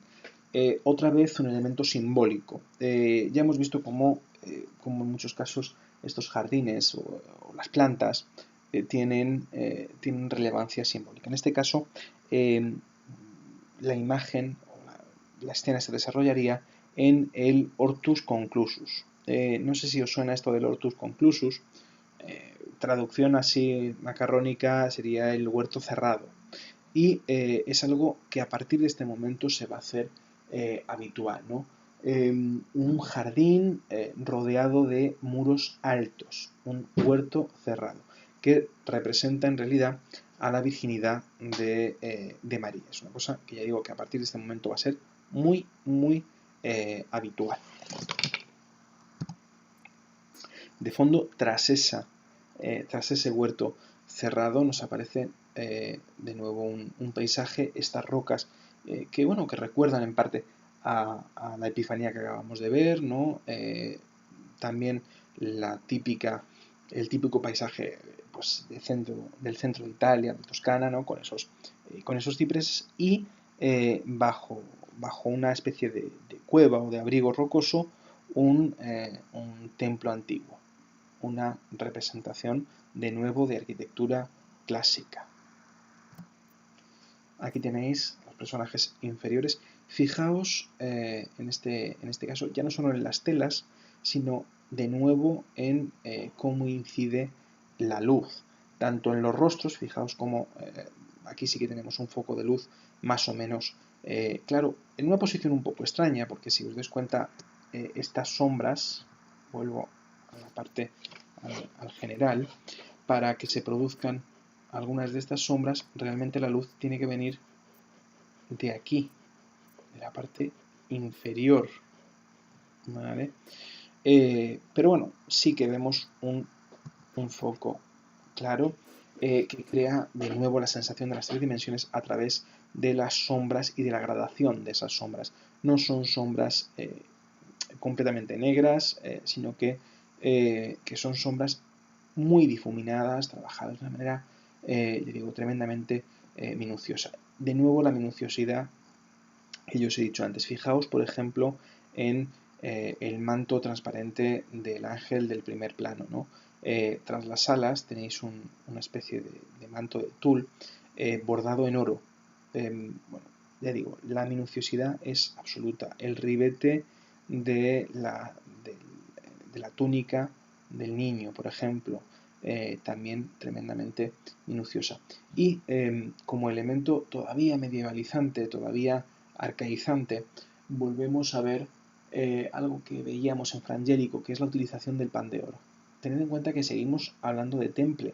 El temple no brilla, de modo que los recursos que durante siglos se han utilizado, que es la incorporación del pan de oro para aumentar el brillo y la riqueza cromática de las tablas al temple, pues se sigue utilizando. Aquí seguimos al temple. El 480, aunque en Flandes ya se utiliza y se controla el óleo, el 480 italiano sigue siendo un siglo de temple.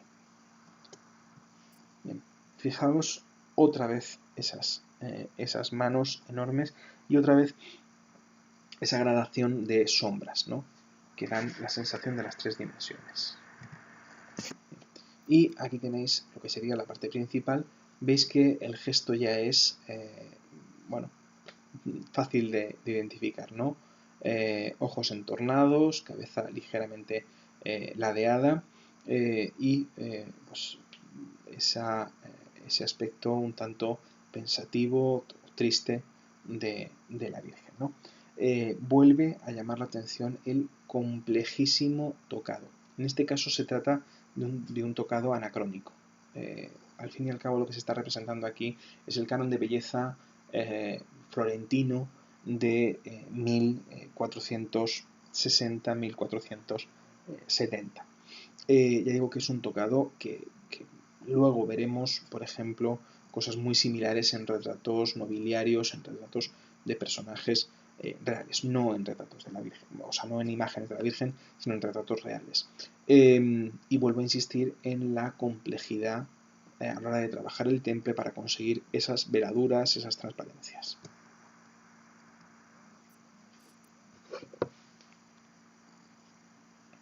A ver, perdón, estoy leyendo.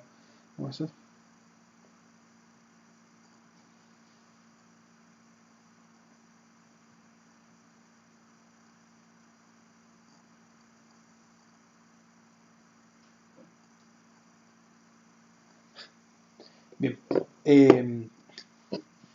el caso es que yo os decía que entre el año 65 y el año 70 va a hacer una serie completa de Madonas, ¿no? Aquí tenemos otra Madonna con niño y ángel, ¿vale? Bueno, realmente la datación es un tanto dudosa. Algunos la sitúan en torno al año 65, otros la llevan un pelín más acá, en torno al año 68, 67. Pero realmente la diferencia es poca porque seguimos siempre en, bueno, en ese contexto del taller de Filippo Lippi, en ese contexto del taller o de aprendizaje de Botticelli. En este caso es una tabla que se encuentra en el Museo Fest, bueno, el Museo de Bellas Artes de Fest. La influencia, en este caso de Filippo Lippi, la podemos ver en el rostro del ángel, la podemos ver en el movimiento de la túnica del ángel, pero hay, si os dais cuenta, una cierta monumentalidad. Fijaos en el cuerpo de la Virgen, que es muchísimo más potente, muchísimo más rotundo que los que hemos visto hasta ahora. Esa monumentalidad pues, se ha entendido como una influencia de otro artista. Eso es lo que hace que se lleve la obra un pelín más adelante, en torno al año, como digo, 68.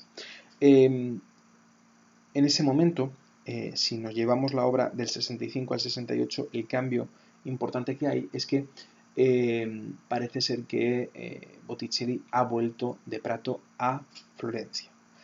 Cuando vuelve a Florencia, entra en contacto con el taller de Verrocchio y esa monumentalidad se le debería a la influencia de Verrocchio en la obra de Botticelli.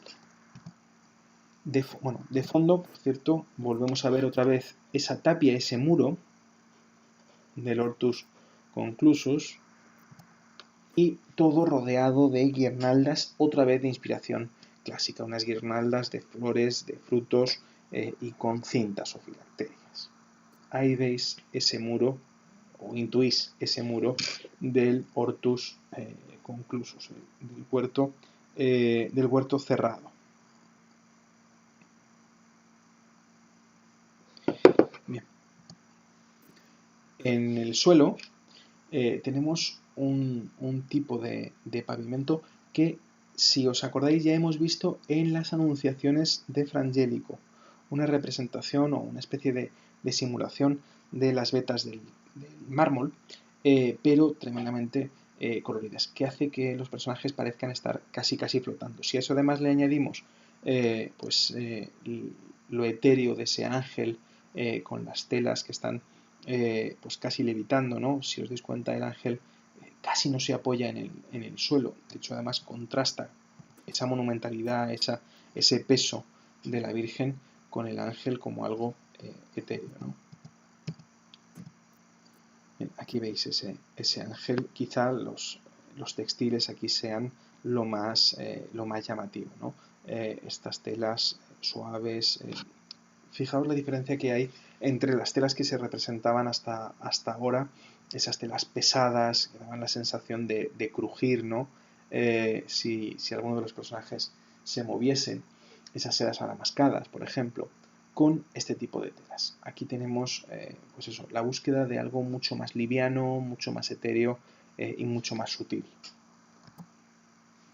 El perfil del ángel, si os dais cuenta, recuerda muchísimo a lo que hemos visto hasta ahora y recuerda mucho a las obras de Fray Filippo Lippi. Bien, vuelvo a insistir en lo de las telas, fijaos aquí esa especie de cíngulo con el que se ciñe la túnica la Virgen. Por cierto, en cuanto a los colores, vuelvo a insistir, veis que los colores son bastante más potentes que los que hemos visto hasta ahora, por ejemplo, en Frangélico, ¿no? Nos recordarían más a cosas de Uccello que a cosas de Frangélico, como color, como tono.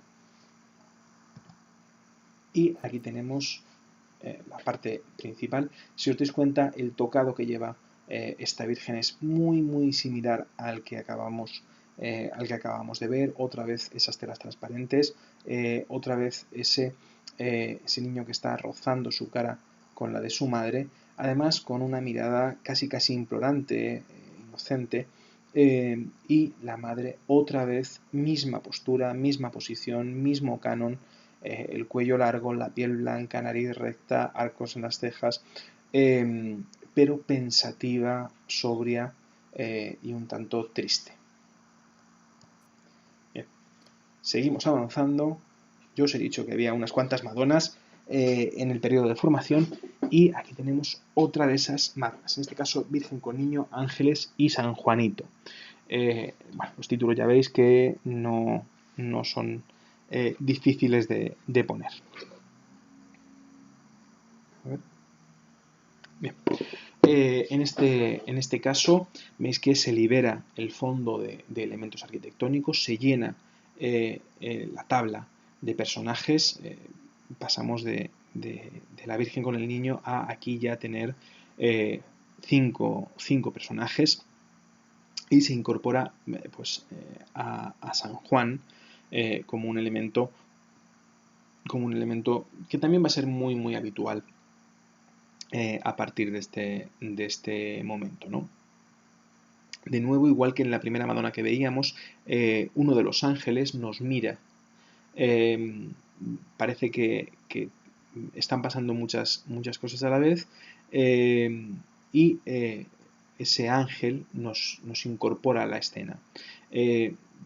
Realmente es un juego que muchos pintores del momento van a utilizar, ¿no? El incorporar esa mirada directa de uno de los personajes para hacernos partícipes de la obra. Y también crea sensación no solo de verismo, sino también de profundidad.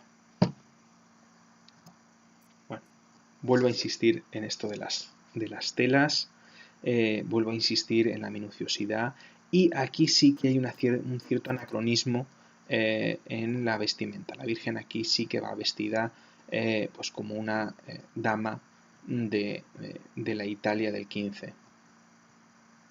Aquí veis esos ángeles que os decía, fijaos cómo ya se ha configurado a la perfección la estética del Quattrocento, la estética de Botticelli. Esto ya nos recuerda a lo que hará pues bastantes años después, ¿no? Y aquí tenéis a este San Juanito siempre con la cruz de caña, pues como avisando del futuro de Cristo. El niño siempre pues buscando el abrazo de la madre, y de nuevo otra vez mismo esquema en la madre, ¿no? Otra vez mirada baja, otra vez el mismo tipo de párpados, de cejas. Veis que ya es una constante. Esa Virgen seria es que ya digo, es algo que va a empezar a hacer Botticelli a partir de este momento, y que luego sí que va a no a imponerse, pero sí que va a ser algo relativamente habitual. La Virgen es la representación de ese dolor por la muerte futura del Hijo, por el sacrificio futuro del Hijo. Y siempre es este dolor, esta esta seriedad comedida y sobria. Bien. Y si os parece, con la Virgen con Niño en la Gloria o Virgen con Niño y Serafines, pues hablamos el próximo.